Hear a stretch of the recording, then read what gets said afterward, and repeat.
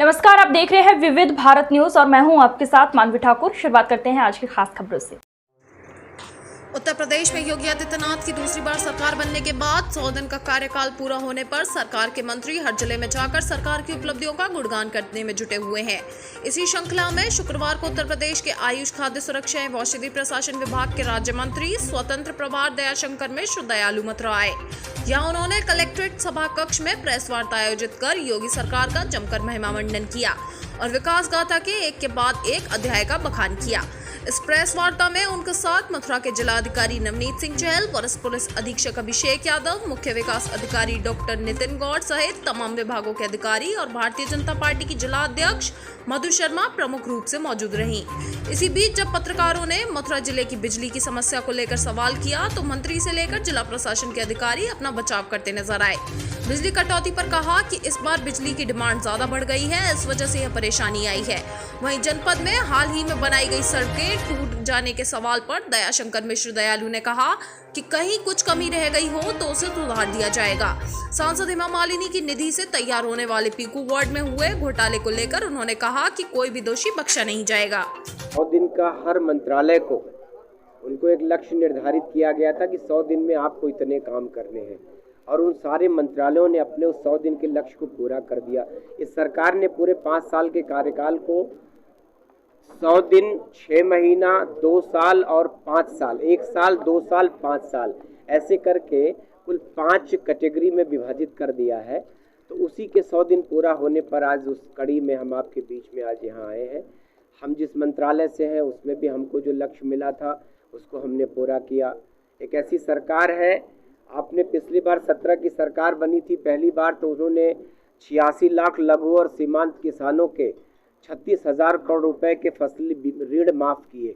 इस बार की सरकार बनी तो उसने अपने बनने के तत्काल बाद उत्तर प्रदेश की करीब 15 करोड़ की आबादी को अगले 3 महीने तक जो निःशुल्क राशन योजना है उसको बढ़ा दिया। सरकार के जितने काम पूर्व से चले आ रहे हैं, आपने देखा कि ये सरकार 5 साल पूरे कर चुकी है और इन 100 दिनों का जो हमारा लक्ष्य था, हमारे मंत्रालय में जैसे हमको था कि गोरखपुर विश्वविद्यालय में आयुष का विश्वविद्यालय बन रहा है, तो उससे हमारे उत्तर प्रदेश के सारे राजकीय मेडिकल कॉलेजों का एफिलिएशन होना था, वो हमने पूरा कर लिया। हमने अपने खाद्य सुरक्षा के तहत करीब 7 सचल वाहन दस्ते बना के मंडल वाइज उनकी जांच शुरू करा दिया।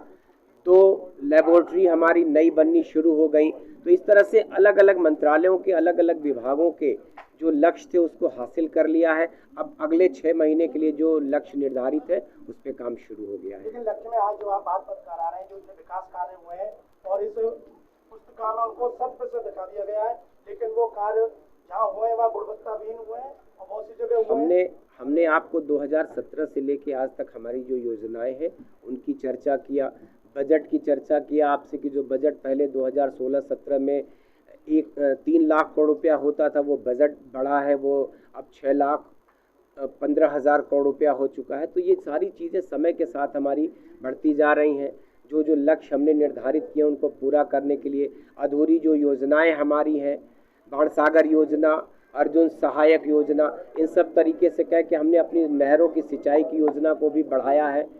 तो जितने विकास कार्यों की आप कह रहे हैं चर्चा किए, तो उनमें गुणवत्ता शामिल नहीं है क्या चर्चा में? गुणवत्ता क्यों शामिल नहीं? गुणवत्ता के बगैर हम किसी कार्य की जो बनी है, जो भी आज आपने जो शिकायतें किया है उन पे तत्काल जांच बैठा के कि ऐसा कैसे हुआ, वरना। Rajiv Academy for Technology and Management जिले में उच्च शिक्षा का बड़ा केंद्र हो गया है।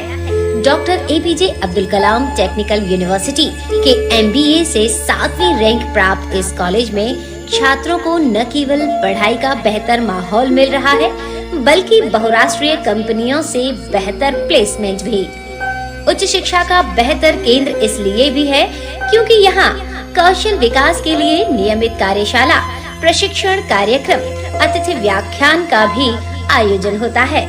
युवाओं में इस कॉलेज के प्रति क्रेज बढ़ता जा रहा है। कॉलेज की विशेषता है कि औद्योगिक क्षेत्रों की यात्रा कराकर विद्यार्थियों को व्यावहारिक ज्ञान भी दिया जाता है, जो उनके जीवन में महत्वपूर्ण भूमिका निभाता है।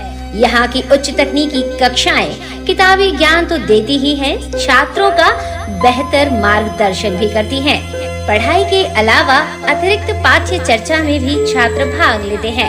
इससे उनका आत्मविश्वास तो बढ़ता ही है, साथ ही व्यक्तित्व में भी सुधार होता है। नमस्कार, आप देख रहे हैं विविध भारत न्यूज और मैं हूं आपके साथ मानवी ठाकुर। शुरुआत करते हैं आज की खास खबरों से।